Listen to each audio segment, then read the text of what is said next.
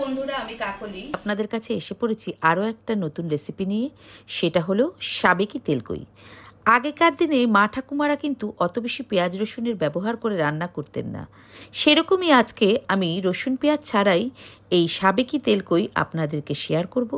গরম ভাতের সাথে দুপুরে কিংবা রাত্রে এক থালা ভাত খেয়ে নিতে পারবেন অনায়াসেই। তাহলে দেখে নিই চলুন বন্ধুরা রান্নাটা। আর যে সমস্ত নতুন বন্ধুরা এখনও আমার চ্যানেলটিকে সাবস্ক্রাইব করেননি, তাদেরকে চ্যানেলটিকে সাবস্ক্রাইব করে দেওয়ার জন্য আমন্ত্রণ রইল। বাজার থেকে প্রায় অনেকটাই বড় মাপের আমি প্রায় 700 গ্রামের মতন কই মাছ নিয়ে এসেছি। কই মাছগুলোকে খুব ভালো করে কচলে কচলে ধুয়ে নিয়েছি, যেহেতু গা পিচ্ছিল থাকে। তারপরে মাছগুলোর গায়ে লবণ দিয়ে তারপরে একটু বেশি পরিমাণের হলুদ দিয়ে নিচ্ছি। হলুদের ব্যবহারটা একটু বেশি করলাম, তার কারণ হচ্ছে মাছগুলো নুন লবণ হলুদ মাখিয়ে রাখার পরে কিছুটা সময় তো রেখে দেবো, তাতে করে অনেকটা কিন্তু জল বেরিয়ে যায় এবং হলুদের রঙটাও অনেকটা বেরিয়ে যায়। তাই একটু বেশি পরিমাণে হলুদ দিয়ে ভালো করে মাছের গায়ে লবণ হলুদ মাখিয়ে নেব। লক্ষ্য করে দেখুন, আমি যে কটা মাছ ব্যবহার করছি প্রত্যেকটা মাছই কিন্তু আমি বেছে বেছে একই সাইজের নিয়ে এসেছি। কোনোটা ছোটও নয়, আবার কোনোটা বড়ও নয়। ভালো করে লবণ হলুদ মাখিয়ে নেওয়ার পর বেশ কিছু সময় রেখে দেবো, যাতে করে লবণ হলুদের স্বাদ মাছের ভিতরে ভালোভাবে ঢুকে যায়। এই সাবেকি তেলকই রান্না করবার জন্য যে সমস্ত মশলাগুলো ব্যবহার করব সেগুলো আমি একটা বাটিতে নিয়ে নিচ্ছি। প্রথমে 2 চামচ গোটা জিরে, 1 চামচ গোটা ধনে। এখানে ধনের ব্যবহারটা আমি জিরের থেকে একটু কম করলাম। আর নিয়ে নিলাম 1/2 চামচ মৌরি। এই উপকরণটা সম্পূর্ণ নতুন, অনেকে হয়তো তেলকই রান্নায় ব্যবহার করে না, কিন্তু আমি ব্যবহার করলাম কারণ মৌরির একটা সুন্দর গন্ধ। সমস্ত গোটা মশলাগুলোকে জল দিয়ে কিছু সময় ভিজিয়ে রেখে দেবো। দিয়ে দিচ্ছি 1 কোয়া আদা, আর দিয়ে দিচ্ছি কয়েকটা শুকনো লঙ্কা, সঙ্গে লাল কাঁচা লঙ্কা। এই লাল কাঁচা লঙ্কা কিন্তু ঝালও হবে, পাশাপাশি রঙটাও হবে মশলার। ভালো করে জলে সব কিছু উপকরণ ভিজিয়ে নেব। আমি কিন্তু এখানে গুঁড়ো মশলার ব্যবহার করতে পারতাম, কিন্তু এরকম যদি গোটা মশলা বেটে ব্যবহার করা হয় তাহলে স্বাদটা কিন্তু আরও দ্বিগুণ হয়ে যাবে। মশলা ছাড়াও আরও একটি যে উপকরণ ব্যবহার করব সেটা হচ্ছে টমেটো। এখানে প্রায় 3টে টমেটো আমি নিয়েছি বড় মাপের। 700 গ্রামের মতন মাছ আছে, তার জন্য 3টে বড় মাপের টমেটো লাগছে। ভালো করে জলে ধুয়ে নিয়ে টমেটোগুলোকে ছোট ছোট করে কেটে নিচ্ছি। চেষ্টা করবেন টমেটোর বীজগুলো ভালো করে ছাড়িয়ে নিয়ে টমেটোগুলোকে ব্যবহার করতে। এখন তো শুনি যে টমেটোর বীজ খেলে নাকি ইউরিক অ্যাসিড বেড়ে যায়, আর ঘরে ঘরে সকলেরই গা হাত পা ব্যথা, হাঁটু ব্যথা, কোমর ব্যথা। সেই কারণেই যখন বলছে তখন ব্যবহার না করাই ভালো।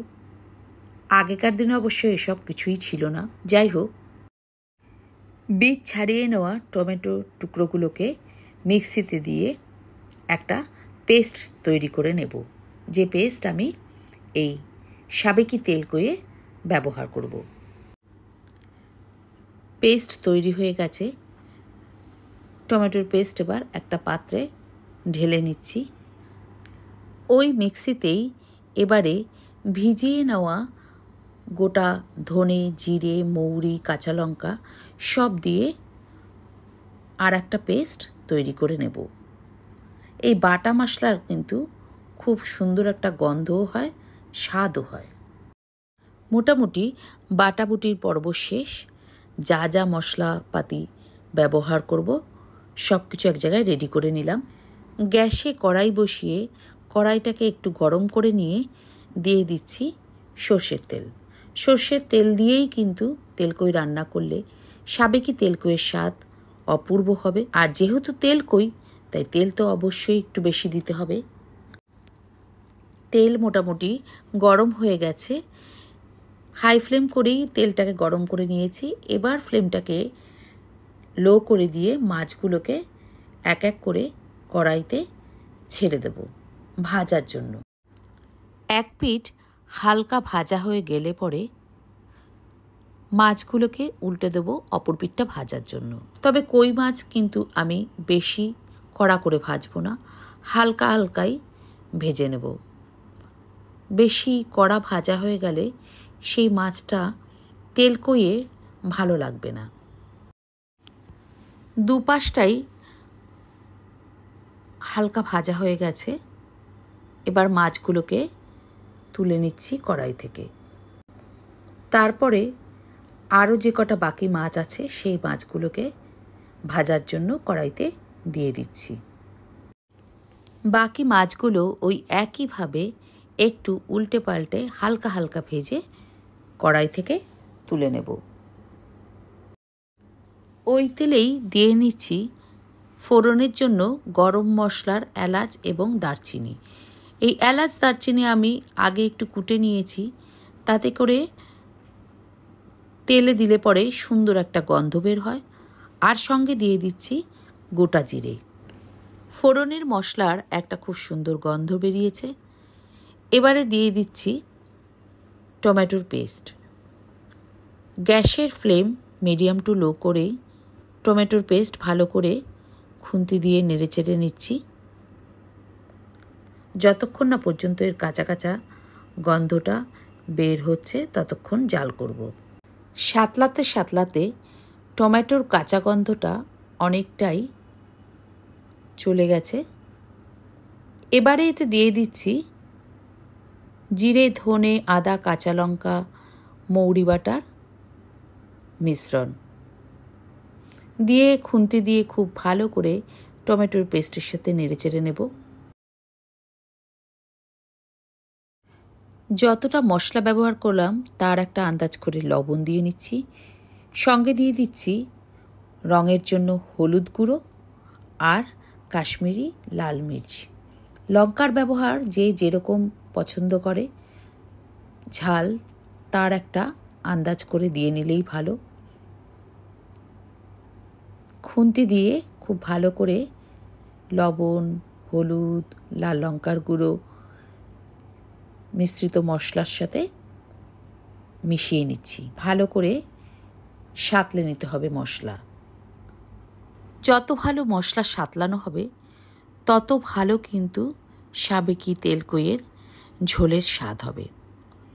যদিও আমরা বলছি তেলকই, কিন্তু এখন তো মানুষ স্বাস্থ্য সচেতন, তাই বেশি তেলের ব্যবহার কিন্তু রান্নায় কেউই আমরা করি না। যতটা কম তেল ব্যবহার করে রান্নাটাকে স্বাদ আনা যায় তার একটা চেষ্টা তো সবসময়ই আমাদের করতে হয়। মশলা থেকে তেল ছেড়ে গেছে, তার মানে মশলা খুব ভালো কষে এসেছে।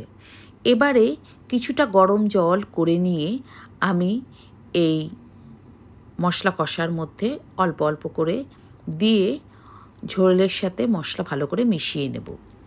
বেশি জলের ব্যবহার করলাম না ঝোলের জন্য। যতটা জল ব্যবহার করলাম তার একটা আন্দাজ করে লবণের ব্যবহার করে নিলাম। গোটা কয়েক কাঁচা লঙ্কা দিয়ে দিলাম। যে যেরকম ঝাল পছন্দ করে সে ভাতের সাথে মেখে খেয়ে নেবে। আর গরম জল ব্যবহার করলে পরে যে কোনো রান্নায় ঝোলের স্বাদ কিন্তু খুব ভালো হয়। ভালো করে নেড়েচেড়ে নিচ্ছি। গরম জল ব্যবহার করাতে খুবই তাড়াতাড়ি কিন্তু ঝোলটা ফুটতে শুরু করেছে। এই অবস্থায় আমি কিন্তু ভাজা কই মাছগুলোকে ঝোলের মধ্যে এক এক করে দিয়ে দিচ্ছি। ভালোভাবে কিন্তু কই মাছগুলোকে প্রেস করে দিতে হবে, যাতে করে যখন ঝোল ফুটবে তখন যেন ঝোলের স্বাদটা, মানে মশলার স্বাদটা পুরো কই মাছে ঢুকে যায়।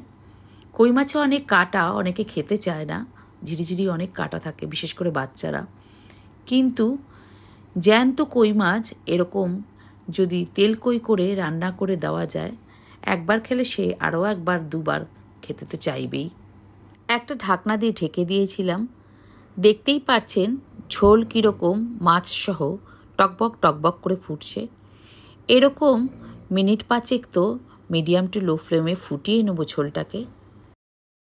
ঢাকনা খুলে দেখে নিচ্ছি, মনে তো হচ্ছে ঝোলটা হয়েই এসেছে। আর অনেকটাই সাঁতলে গিয়ে ঝোল কিন্তু টেনে এসেছে, মানে গা মাখা হয়ে গেছে কই মাছের সঙ্গে। নামানোর আগে 1 চামচ গরম মশলার গুঁড়ো দিয়ে ভালো করে সেই গরম মশলার গুঁড়ো ঝোলের সাথে মিশিয়ে নেব। ঘরোয়া উপায়ে তৈরি করা কম তেলে অথচ সাবেকি তেল কই মোটামুটি আমাদের তৈরি হয়ে গেছে। এখন শুধু গরম ভাতের সাথে পরিবেশন করলেই হলো। কেমন লাগলো বন্ধুরা আমার এই সাবেকি তেল কই রান্না করার রেসিপিটি? যদি ভালো লাগে তাহলে ভিডিওটিকে লাইক, শেয়ার এবং চ্যানেলটিকে সাবস্ক্রাইব করে দিয়ে পাশের বেল আইকন প্রেস করে দেবেন, যাতে করে নতুন কোনো ভিডিওর নোটিফিকেশন চটজলদি আপনাদের কাছে পৌঁছে যায়। দেখা হবে নতুন কোনো ভিডিওতে, নতুন কোনো রেসিপির সঙ্গে।